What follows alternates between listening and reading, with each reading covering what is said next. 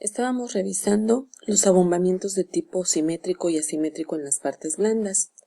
Aquí tenemos una radiografía tóraco-abdominopélvica, ¿verdad?, en un bebé, en donde llama la atención en las partes blandas precisamente esta imagen redonda, ¿verdad? Una imagen que se considera como un abombamiento de tipo asimétrico que está abarcando también tanto el abdomen como el hueco pélvico del lado izquierdo. Es una masa, ¿verdad?, también por sus dimensiones, y que en la proyección antero-posterior presenta predominio de densidad líquido, pero también vemos algunas imágenes con densidad aire. Estas no parece un aire libre, ¿verdad? Pareciese estar contenido en algo, porque no anda o no está formando como nivel ni nada. Entonces, deducimos que se encuentra en asas intestinales. En la proyección lateral vemos también este abombamiento asimétrico que se proyecta hacia la parte anterior de este bebecito, en donde corroboramos también que hay densidad líquido, pero también hay imágenes redondeadas que tienen densidad aire. Y por lo tanto también corroboramos que se encuentra ese aire en asas intestinales. Pero resulta que estas asas intestinales, en lugar de estar en el abdomen o dentro del abdomen, están fuera, ¿verdad?, del abdomen. Esta es una malformación congénita a la que se le llama onfalocele. Es una especie de hernia, o es una hernia, se debe a falta de cierre de la pared anterior, de los músculos de la pared anterior, y entonces el contenido del abdomen sale, en este caso, como es una malformación congénita, sale a través de las capas del cordón umbilical, y entonces queda el contenido del abdomen recubierto por las capas del cordón umbilical, ¿verdad?, y también por esas membranas. Por eso es que se ve así tan redondeadita. Pues ya lo podrán ir a leer mucho mejor de qué se trata el onfalocele, pero pues puede contener tanto hígado como intestinos, ¿verdad? Y bueno, el tratamiento para estos bebés tendrá que ser de una forma progresiva, en donde a medida que vaya disminuyendo la cantidad de agua, que se vaya desinflamando este bebé, van metiendo poco a poco, por así decirlo, el contenido del abdomen hacia cavidad. Hay que hacer diagnóstico diferencial de este tipo de malformación congénita con la gastrosquisis. Entonces se los dejo de tarea. Investiguen qué es onfalocele, qué es gastrosquisis, ¿verdad? Este se trató de un caso de onfalocele. Recordemos que para ir describiendo, digamos, los hallazgos en la radiografía simple de abdomen, iremos desde la parte externa a la interna, ¿verdad? Y decíamos que comenzábamos con las partes blandas, que hemos visto algunas cuestiones, las estructuras óseas, que en su momento ya se explicaron, la situación, la forma, la densidad de los órganos abdominales y del músculo psoas, y también tenemos la distribución del gas intestinal y por último las calcificaciones. Entonces, con respecto al gas intestinal, ¿verdad? Por ejemplo, en un recién nacido, lo habitual es no encontrar gas, ¿verdad?, en el trayecto del tubo digestivo. ¿Por qué? Pues porque apenas va a ir, digamos, como deglutiéndolo a través del llanto, a través de la misma respiración, ¿verdad? Y entonces tenemos que cuando es recién nacido no vamos a encontrar gas en el tubo digestivo. A las 2 horas podemos encontrar esa progresión del gas hasta intestino delgado. Entre 3 y 6 horas ya debería de estar en intestino grueso. De manera que debemos encontrar aire en todo el tracto intestinal, digamos hasta llegar a la ámpula rectal, en 24 horas. Eso es lo normal.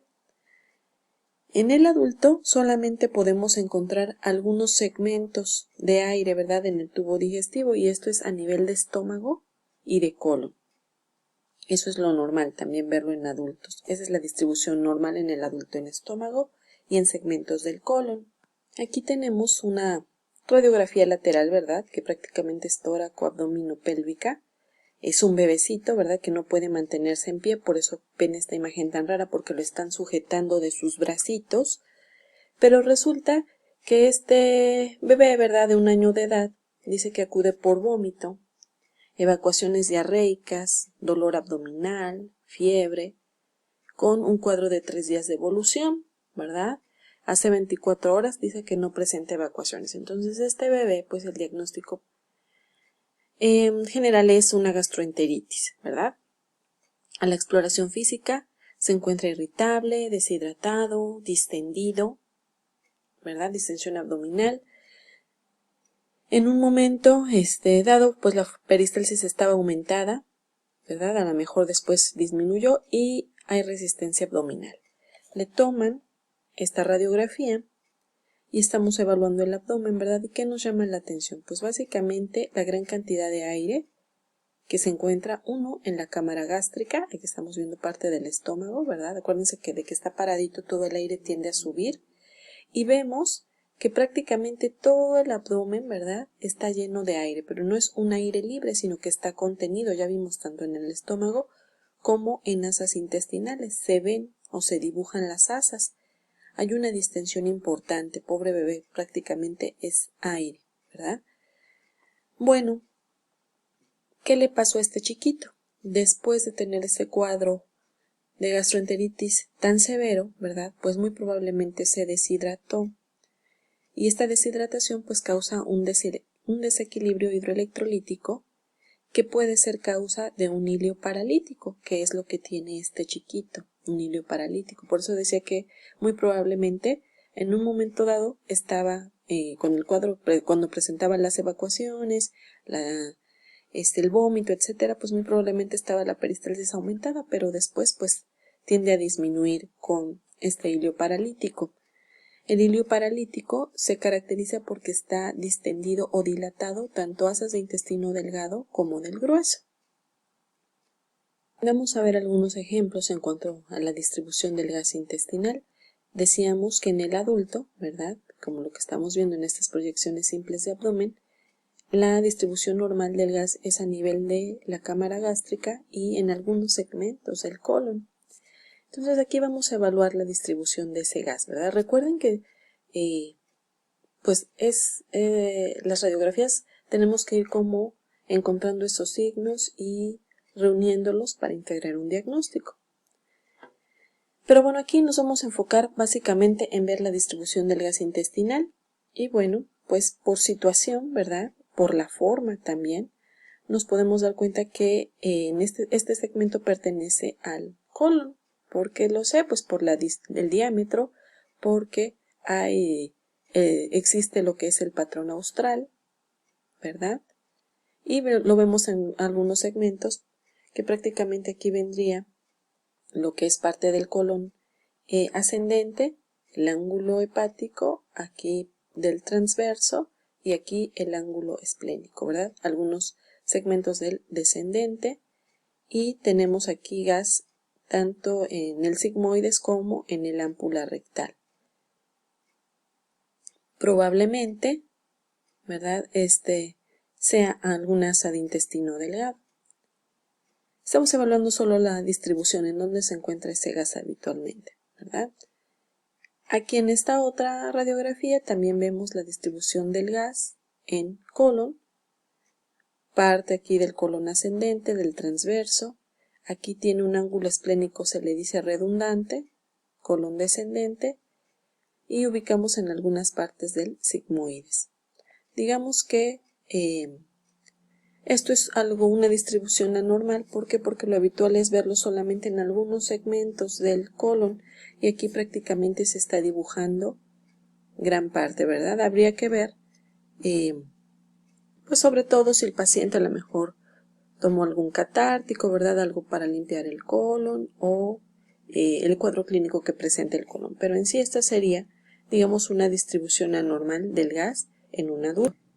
Bueno, vamos a ver entonces algunas alteraciones de este patrón de distribución del aire o patrón gaseoso. En los niños, bueno, estas alteraciones ¿a qué se pueden deber? Se puede deber a una obstrucción de tipo mecánico, ¿verdad? Algo que esté obstruyendo el libre paso del aire en alguna parte del tubo digestivo. Una obstrucción mecánica asociada a deshidratación o la deshidratación como tal, ¿verdad? Provocando desequilibrio hidroelectrolítico, como el caso que vimos anteriormente, o la interferencia del tránsito del gas asociada a algún tipo de distrés respiratorio en este chiquito. Entonces, cualquiera de estas causas puede alterar el patrón de distribución del gas en los chiquitos.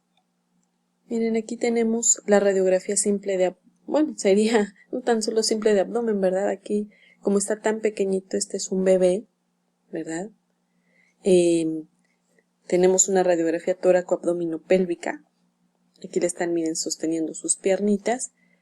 Y bueno, habría que preguntarnos si la distribución del gas es normal o no en este chiquito.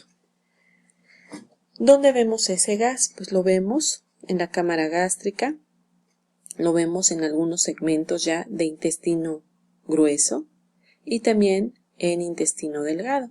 Entonces, para saber o no si la distribución de gas es normal o no, pues también debemos de preguntarnos, sobre todo en los recién nacidos, cuánto tiempo tiene de haber nacido, ¿verdad? Porque decíamos que en un recién nacido, así tal cual lo sacan y le tomamos una radiografía, pues no tiene por qué haber gas. Eso lo va a ir metiendo a su cuerpo con el llanto, deglutiéndolo y las respiraciones, ¿no? Bueno, entonces, pues hay que preguntarnos cuánto tiempo tiene para saber si es anormal o no. Porque por la distribución que tiene, ¿verdad? Ya encontramos en la cámara gástrica, ya encontramos en intestino delgado, que debe de estar a las 2 horas y que más o menos entre 3 y 6 horas ya debemos encontrarlo en el colon. Y vemos que donde no hay aire básicamente es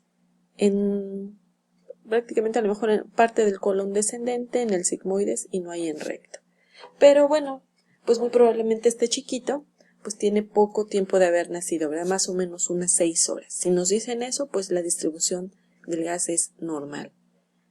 Si nos dice que ya tiene 3 días, ¿verdad? Pues obviamente esto no es normal, pero bueno, para 3 días ya deberíamos, y que estuviera a lo mejor algo obstruido, ya deberíamos de ver una dilatación importante. Pero bueno, en este caso es un bebé que tiene apenas unas horas de nacido, ¿verdad?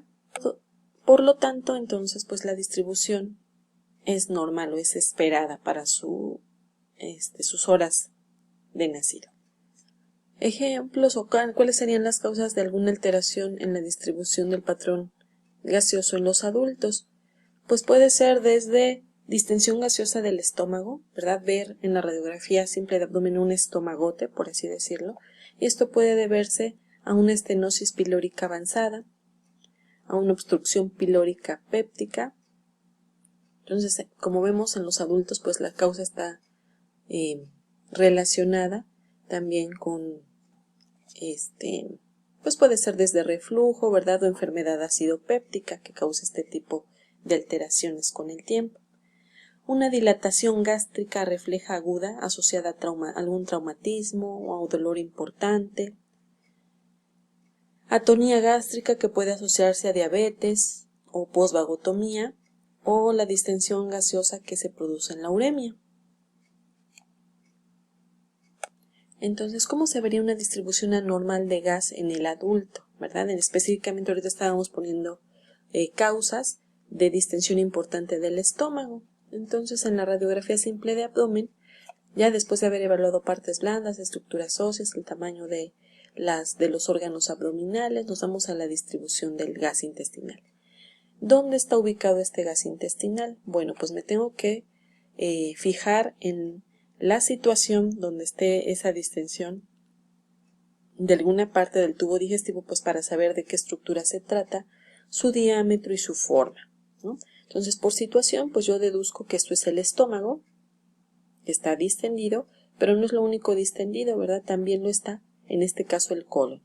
¿Cómo lo sé? Por la situación, parte aquí del ciego, el colon transverso, ¿verdad? Y parte del descendente. Por eso sé que es una dilatación, y además por el patrón austral y el diámetro que presenta. Entonces, este gas se encuentra tanto en estómago, intestino grueso y también intestino delgado, ¿verdad? Tenemos estas asitas más delgadas, no tienen austras, están más centrales, y bueno, eso es una distribución entonces anormal. En los adultos decíamos que La causa más común es que se relacione con enfermedad ácido péptica. Se preguntarán qué es